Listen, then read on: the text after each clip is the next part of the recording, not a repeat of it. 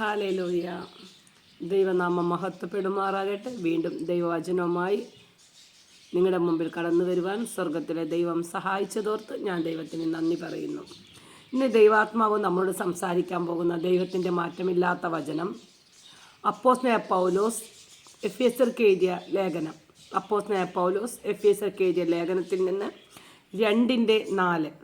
അപ്പോസ്തലനായ പൗലോസ് എഫേസ്യർക്ക് എഴുതിയ ലേഖനം 2:4. കരുണാസമ്പന്നനായ ദൈവമോ നമ്മെ സ്നേഹിച്ച മഹാസ്നേഹം നിമിത്തം അതിക്രമങ്ങളാൽ മരിച്ചവരായിരുന്ന നമ്മെ ക്രിസ്തുവിനോടുകൂടെ ജീവിപ്പിക്കുകയും കൃപയാലത്രേ നിങ്ങൾ രക്ഷിക്കപ്പെട്ടിരിക്കുന്നത്. ഇതിൽ കർത്താവ് നമ്മോട് പറയാം, കരുണാസമ്പന്നനായ ദൈവമോ നമ്മളെ സ്നേഹിച്ച മഹാസ്നേഹം നിമിത്തം. അപ്പോൾ ദൈവത്തിന് നമ്മോട് തോന്നിയ സ്നേഹത്തെക്കുറിച്ചാണ് ഇവിടെ പറയുന്നത്. കരുണാസമ്പന്നനായ ദൈവമോ നമ്മളെ സ്നേഹിച്ച ആ സ്നേഹം എങ്ങനെയാണ് നമ്മൾ ഓരോരുത്തരും രക്ഷിക്കപ്പെട്ടിരിക്കുന്നത്? അവൻ്റെ സ്നേഹത്താലാണ് നമ്മൾ രക്ഷിക്കപ്പെട്ടിരിക്കുന്നത്. എങ്ങനെ? അതിക്രമങ്ങളാൽ മരിച്ചവരായിരുന്ന നമ്മൾ.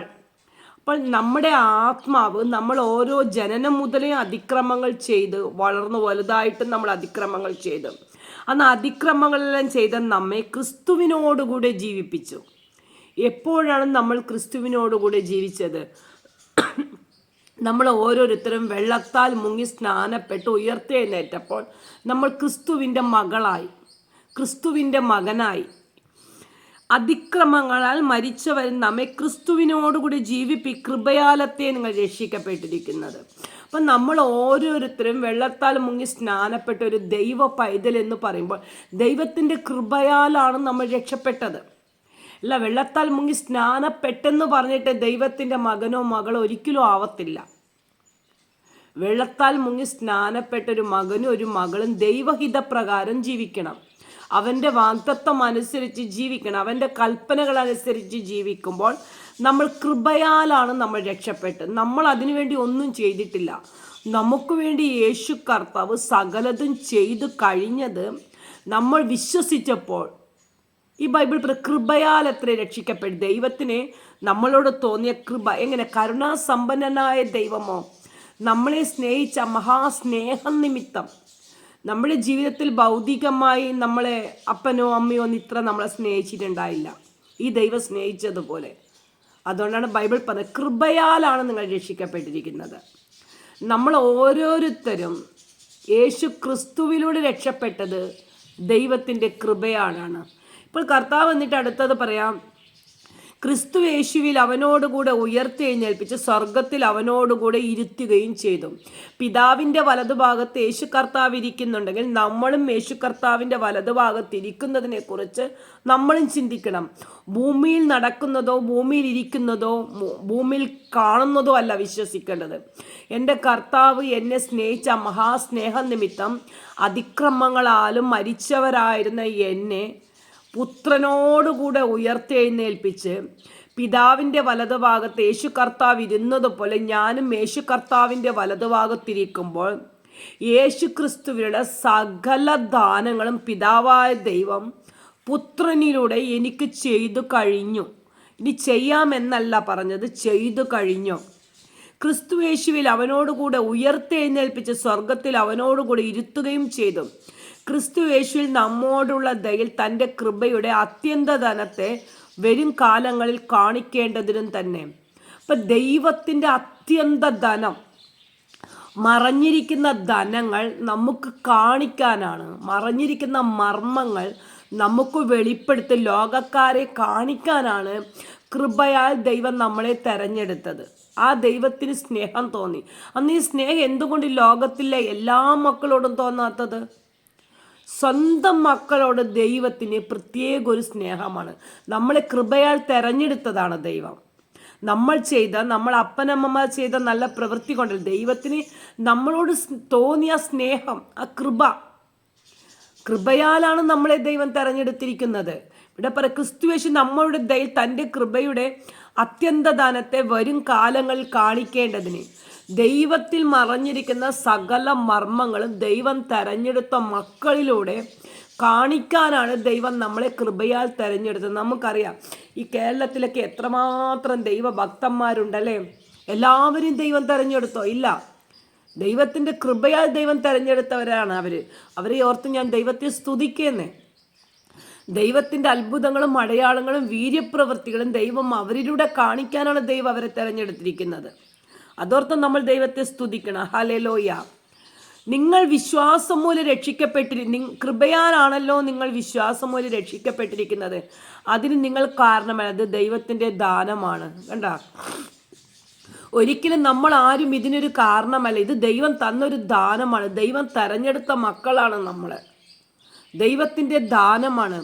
കരുണാസമ്പന്നനായ ദൈവം നമ്മളെ സ്നേഹിച്ച് ആ കൃപയുടെ അത്യന്ത ധനത്തെ നമുക്ക് കാണിച്ചു തരുവാൻ, നമ്മളിലൂടെ ജാതികൾക്ക് കാണിച്ചു കൊടുക്കുവാൻ ദൈവം നമ്മളെ തെരഞ്ഞെടുത്തതാണ്. അപ്പം ദൈവം നമ്മളെ തെരഞ്ഞെടുത്ത് അല്ല ഞാൻ വെള്ളത്താൽ മുങ്ങി സ്നാനപ്പെട്ട് ഞാനൊരു ദൈവ പൈതലായി എന്ന് പറഞ്ഞൊരു മകനോ മകളോ ഒരിക്കലും ആവത്തില്ല. അവിടുത്തെ കൽപ്പനകൾ അനുസരിച്ച് ജീവിക്കണം. കാര്യം നമുക്ക് അച്ചാരമായി തന്നത് പരിശുദ്ധാത്മാവ് അച്ചാരമായി നമ്മുടെ മേലെ മുദ്ര വെച്ചിരിക്കുന്നു. പരിശുദ്ധ ആത്മാവാണ് നമുക്ക് വേണ്ടി പിതാവായ ദൈവം പുത്രനിലൂടെ ത്രിത്വത്തിൽ പരിശുദ്ധാത്മാവിനെ നമ്മുടെ മേലെ അയച്ചത് നമ്മുടെ ഇഷ്ടത്തിന് ജീവിക്കാനല്ല, ദൈവേഷ്ടം എന്തെന്ന് രുചിച്ചറിഞ്ഞ് ജീവിക്കാനാണ്. ഇവിടെ ബൈബിൾ പറയുന്നത് 1:5 വായിക്കുന്നത്. തിരുഹിതത്തിന്റെ പ്രസാദപ്രകാരം യേശുക്രിസ്തു മുഖാന്തരം നമ്മെ മക്കളായി ദത്തെടുക്കൽ സ്നേഹത്തിൽ നമ്മെ മുൻനിയമിച്ചു. മക്കളായിട്ട് നമ്മളെ ദത്തെടുത്തു, മുൻപേ നിയമിച്ചു. നമ്മളെ എല്ലാവരെയും തെരഞ്ഞെടുത്തു എന്നല്ല പറഞ്ഞത്.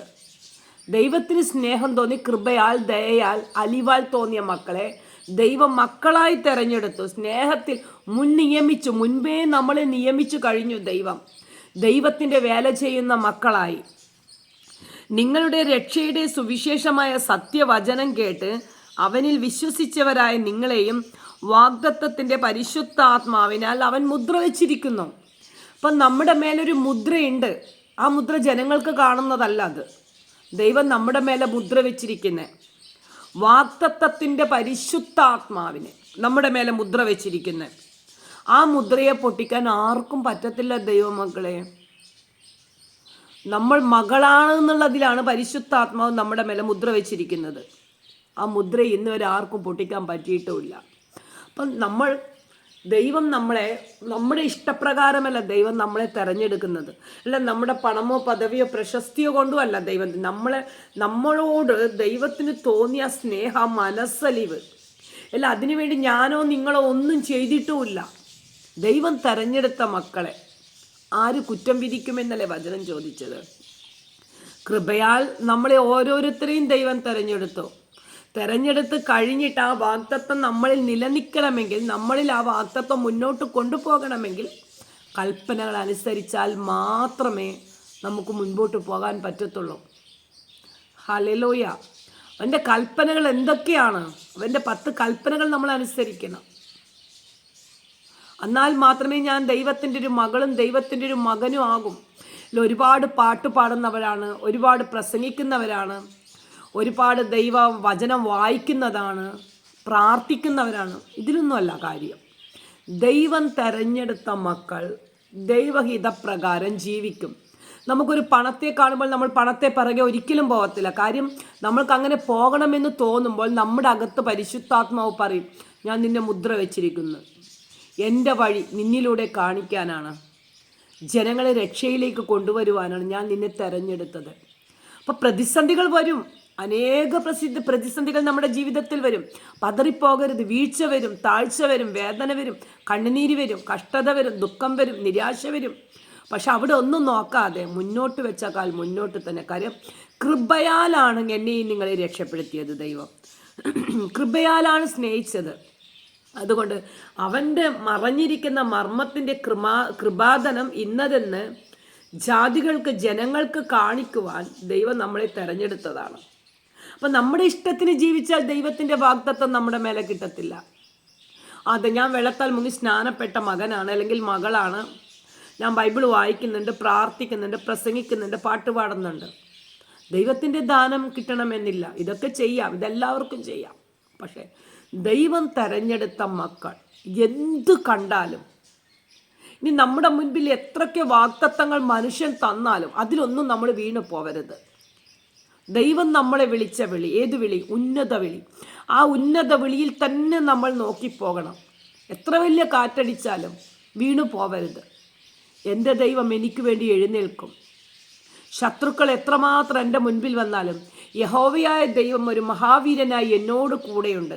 ഞാനാരെ ഭയപ്പെടും, ഞാനാരെ പേടിക്കും. ഇതാണ് ഒരു രക്ഷയിലുള്ള മകനും മകളും പറയുന്നത്. നമ്മളൊരു പാനപാത്രമാക്കി ദൈവം തെരഞ്ഞെടുത്തു. ദൈവത്തിൻ്റെ ദാഹം തീർക്കുവാൻ ഹീനപാത്രമായ നമ്മളെ ഒരു മാനപാത്രമാക്കി ദൈവം തെരഞ്ഞെടുത്തു. ദൈവത്തിൻ്റെ ഇഷ്ടം ചെയ്യാനാണ്. ദൈവത്തിനൊരു ശരീരം വേണം, ഒരു വിശുദ്ധ മന്ദിരം വേണം, ദൈവത്തിനൊരു ആലയം വേണം. നമ്മളാണ് ദൈവത്തിൻ്റെ മന്ദിരം, നമ്മളാണ് ദൈവത്തിൻ്റെ ആലയം. ദൈവത്തിൻ്റെ അതിശക്തനായ പരിശുദ്ധാത്മാവ് നമ്മുടെ മേലെയാണ് വരുന്നത്. അപ്പോഴാണ് പറയുന്നത്, ഇവൾ എൻ്റെ പ്രിയപുത്രി, ഇവൾ എൻ്റെ പ്രിയപുത്രൻ. കർത്താവിനോട് പറഞ്ഞതുപോലെ ദൈവം നമ്മളോടും പറയുന്നുണ്ട്. പക്ഷെ നമ്മുടെ ഹൃദയങ്ങളെ ശോധന ചെയ്യും. യേശുവിൻ്റെ രക്തമാണ് നമ്മളെ വീണ്ടെടുത്തിരിക്കുന്നത്, ഒരു മനുഷ്യ രക്തമല്ല. ഹാബേലിൻ്റെ രക്തത്തെക്കാൾ ഗുണകരമായി സംസാരിക്കുന്ന ആ പുണ്യാള രക്തം കൊടുത്തിട്ടാണ് പിതാവ് നമ്മളെ വീണ്ടെടുത്തത്.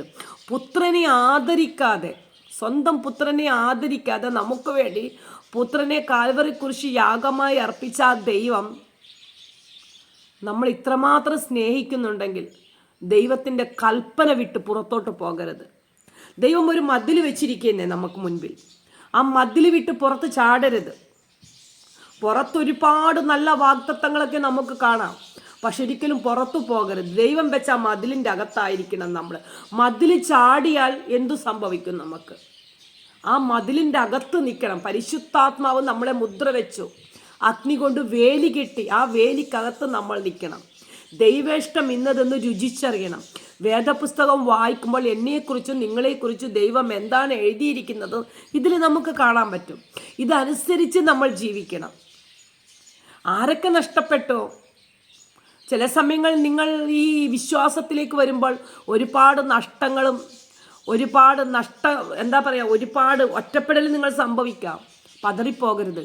ഈ ലോകത്തെ സൃഷ്ടിച്ചവൻ, ഈ ലോകത്തെ ഉണ്ടാക്കിയവൻ, ത്രിത്വത്തിൽ രണ്ടാമനായ യേശു കർത്താവ് നിങ്ങളുടെ കൂടെയുണ്ട്. ഇത് നിങ്ങൾ വിശ്വസിക്കണം. ആ ദൈവത്തിൻ്റെ പുത്രൻ നമ്മുടെ അകത്താണ് ജീവിക്കുന്നത്. ആരൊക്കെ തള്ളിപ്പറഞ്ഞാലും തള്ളിപ്പറയാത്തൊരു ദൈവം നമ്മളെ കൂടെയുണ്ട്.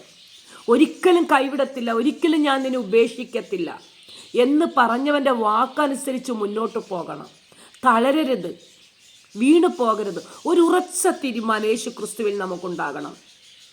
യേശു ക്രിസ്തു ഭൂമിയിൽ വന്നത് ഒരു ജാതിയെക്കുറിച്ച് പറയാൻ, ഒരു മതത്തെക്കുറിച്ച് പറയാൻ, അല്ലെങ്കിൽ രാഷ്ട്രീയത്തെക്കുറിച്ച് പറയാനല്ല യേശു കർത്താവ് വന്നത്. യേശു കർത്താവ് വിശ്വസിക്കുന്നവരുടെ ദൈവമാണ്. നമ്മുടെ ഈ വേദപുസ്തകം ഞാൻ അരിച്ചു പിറക്കി വായിച്ചപ്പോൾ അവിടെ ഒന്നും ക്രിസ്ത്യാനികളുടെ ദൈവം എന്ന് പറഞ്ഞിട്ടില്ല യേശു കർത്താവ്. വിശ്വസിക്കുന്ന മക്കളുടെ മേലെ ഞാൻ എൻ്റെ ആത്മാവിനെ അയക്കും. വിശ്വാസമുള്ള മക്കൾ. യേശു കർത്താവ് ഒരു മതം പറയാൻ ഒരിക്കലും വന്നിട്ടില്ല. അതാദ്യം നമ്മൾ മനസ്സിലാക്കണം. വിശ്വസിക്കുന്നവരുടെ ദൈവമാണ് യേശു കർത്താവ്. ക്രിസ്ത്യാനികളുടെ ദൈവമെന്ന് ഈ വേദപുസ്തകത്തിൽ ഒരു സ്ഥലത്തും പറഞ്ഞിട്ടില്ല. അതൊക്കെ നമ്മുടെ ചിന്താമണ്ഡലങ്ങൾ, നമ്മുടെ പൂർവ്വ പിതാക്കന്മാരും മാതാക്കന്മാരും പറഞ്ഞൊരു വാക്കായിരുന്നു യേശു കർത്താവ് ക്രിസ്ത്യാനികളുടെ ദൈവമെന്ന്. ഞാൻ ഈ വേദപുസ്തകം മൊത്തം അരിച്ചു പിറക്കി വായിച്ചപ്പോൾ ഇതിൽ യേശു കർത്താവ് ക്രിസ്ത്യാനികളുടെ ദൈവമെന്ന് പറഞ്ഞിട്ടില്ല. ഞാൻ വിശ്വസിക്കുന്നവരുടെ ദൈവമാണ്. ആര് യേശുവിനെ വിളിച്ചാലും യേശു വരും. നമ്മുടെ ഹൃദയമാകുന്ന വാതിൽ നമ്മൾ തുറന്നു കൊടുക്കുകയാണെങ്കിൽ യേശു കർത്താവ് നമ്മുടെ ഉള്ളത്തിൽ വന്ന് നമ്മുടെ അകത്ത് ജീവിക്കും. യേശുവിൻ്റെ ജീവൻ നമ്മുടെ മേലെ പകരും. യേശു ആരാണെന്ന്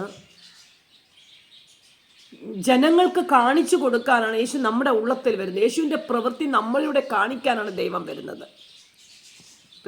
യേശുവിൻ്റെ രണ്ടാം വരവ് അടുത്തു എന്നെല്ലാവരും പറയുന്നുണ്ടല്ലേ. അതിപ്പോൾ സംഭവിക്കാം, നാളെ സംഭവിക്കാം, ഏത് നിമിഷം അത് സംഭവിക്കാം. പക്ഷേ വിശ്വസിക്കുന്ന മക്കളായി തീരണം. കർത്താവിൽ വിശ്വസിക്കുന്ന മക്കളായി തീരണം. കരുണാസമ്പന്നനായ ദൈവമോ നമ്മളെ സ്നേഹിച്ച മഹാസ്നേഹം നിമിത്തം മരിച്ചവരെ അതിക്രമങ്ങളായിരുന്ന നമ്മളെ ക്രിസ്തുവിനോടുകൂടെ ഉയർത്തെഴുന്നേൽപ്പിച്ചു. അപ്പം നമ്മൾ അതിക്രമങ്ങൾ ചെയ്ത് മരിച്ചവരായിരുന്നു, നമ്മുടെ ആത്മാവ് മരിച്ചവരായിരുന്നു. പക്ഷേ ഇപ്പോൾ നമ്മുടെ ആത്മാവിനെ ക്രിസ്തുവിനോടുകൂടെ ഉയർത്തെഴുന്നേൽപ്പിച്ചു. അപ്പം ഇനി ക്രിസ്തുവിനോടുകൂടെ ഉയർത്തെഴുന്നേൽപ്പിച്ചപ്പോൾ ക്രിസ്തുവിലുള്ള സ്വഭാവം നമ്മളിലും വരണം. ക്രിസ്തുവിൻ്റെ സ്വഭാവം നമ്മളിലേക്ക് വ്യാപരിക്കണം. ഹല്ലേലൂയ. അപ്പോൾ നമ്മൾ ക്രിസ്തുവിനെ അനുഗമിച്ച് ജീവിക്കത്തുള്ളൂ. അവൻ്റെ ആത്മാവാണ് നമ്മുടെ മേലെ ഉള്ളത്. സ്വന്തം ഇഷ്ടപ്രകാരമല്ല, ആത്മാഭിഷേകത്തോടു കൂടെ മുന്നോട്ട് പോകണം. ഇനി വചനത്തിലൂടെ ദൈവം നമ്മോട് പറയും, നമ്മളെ സ്നേഹിച്ച മഹാസ്നേഹത്തെ ഒന്ന് ഓർക്കണം. ഒരിക്കലും ക്രിസ്തു യേശുവിനെ തള്ളി പറയരുത്. അത് ക്രിസ്ത്യാനികളുടെ ദൈവമല്ല, വിശ്വസിക്കുന്ന മക്കളുടെ ദൈവമാണ്. ഒരിക്കലും എൻ്റെ കർത്താവ് വന്നിട്ട് ഞാൻ ക്രിസ്ത്യാനികളുടെ ദൈവം എന്ന് പറഞ്ഞിട്ടില്ല. അതൊന്ന് വിശ്വസിക്കണം ആദ്യം. ആര് യഹൂദനോ യവനനോ സ്ത്രീയോ പുരുഷനോ ആരും ആവട്ടെ, യേശുവേ എന്ന് വായി തുറന്ന് നിങ്ങൾ വിളിക്കുമ്പോൾ നിങ്ങൾ ഇരിക്കുന്ന സ്ഥലത്ത് എൻ്റെ കർത്താവ് നിങ്ങളുടെ അടുക്കൽ വരും. പറയൂ മകനെ, പറയൂ മകൾ, നിങ്ങളുടെ വേദന എന്താണെന്ന് ചോദിക്കും. ആ ദൈവത്തെയാണ് ഞാനും നിങ്ങൾ സ്നേഹിക്കുന്നത്. ജാതിഭേദമില്ലാതെ നമ്മൾ യേശുവിനെ സ്നേഹിക്കണം. ഹൃദയം കൊടുത്ത് യേശുവിനെ സ്നേഹിക്കണം. അവൻ്റെ കൽപ്പന പ്രകാരം നമ്മൾ ജീവിക്കുന്ന മക്കളായി തീരണം. ഹല്ലേലൂയ. ഇനി ഇത്രയും വചനം നമ്മോട് സംസാരിച്ചതോർത്ത് നമുക്ക് നന്ദി പറയാം. കണ്ണുകളടയ്ക്കാം, പ്രാർത്ഥിക്കാം. അപ്പാ പിതാവേ, സ്തോത്രപ്പ, ഇനി നല്ലൊരു ബോധ്യം ഞങ്ങൾക്ക് തന്നതിനായി ഞങ്ങൾ നന്ദി പറയുന്നു കർത്താവേ. ഈ കേട്ട വചനം ആരൊക്കെ ശ്രദ്ധിക്കുന്നു, ആരൊക്കെ ഇത് മുഴുവനായി കേൾക്കുന്നു, അവരുടെ ഉള്ളത്തിൽ അങ്ങ് വസിക്കണമേ കർത്താവേ. എൻ്റെ കർത്താവിൻ്റെ സ്നേഹം അവരും രുചിച്ചറിയട്ടെ കർത്താവേ. കളങ്കമില്ലാത്ത, മാറ്റമില്ലാത്ത ഈ സ്നേഹത്തെ എല്ലാവരും രുചിച്ചറിയുവാനുള്ള കൃപ നൽകണമേ അപ്പാ. യേശുപ്പച്ച, ആരൊക്കെ ഈ വചനം ശ്രദ്ധിക്കുന്നു നാഥ, അവരുടെ ഉള്ളത്തിൽ അങ്ങ് വാഴണമേ കർത്താവേ. അവർക്ക് സമാധാനം, സന്തോഷം കൊടുത്ത് അവരെ അനുഗ്രഹിക്കണമേ കർത്താവേ. ഞങ്ങളുടെ ഈ ദേശത്തെ ഓർത്ത് പ്രാർത്ഥിക്കുന്നു. അപ്പം ഈ ദേശത്തുള്ള അന്ധകാര ശക്തിയിൽ നിന്ന് വിടുവിക്കണമേ അപ്പാ. ദേശത്ത് വ്യാപരിക്കുന്ന ആസക്തികളുടെ മേലെ കർത്താവേ നിന്റെ നാമത്തെ ഉയർത്തുവാൻ ഇടവരുത്തണമേ അപ്പാ. എല്ലാ ഇരുട്ടിൽ കിടക്കുന്ന മക്കളും യേശുവാകുന്ന വെളിച്ചത്തിലേക്ക് കടന്നു വരുവാൻ ഇടവരുത്തണമേ എന്ന് പ്രാർത്ഥിക്കുന്നു അപ്പാ. സമാധാനത്തിൻ്റെ ദൈവമേ, ശക്തി സ്വരൂപനെ, അഖിലാണ്ട നായകനെ, സർവ്വതും സൃഷ്ടിച്ചവനെ, സർവ്വചരാചരങ്ങളെ ഉളവാക്കിയവനെ, നിന്റെ നാമത്തെ ഞങ്ങൾ ഉയർത്തുന്നു കർത്താവേ. എല്ലാവരെയും അവിടുന്ന് അനുഗ്രഹിച്ചതിനായി സ്തോത്രം ചെയ്യുന്നു. മഹത്വം അങ്ങെടുത്തതിനായി സ്തോത്രം. യേശു ക്രിസ്തുവിൻ്റെ ധന്യമുള്ള നാമത്തിൽ തന്നെ പിതാവേ. ആമേൻ, ആമേൻ, ആമേൻ. നന്ദിയപ്പ.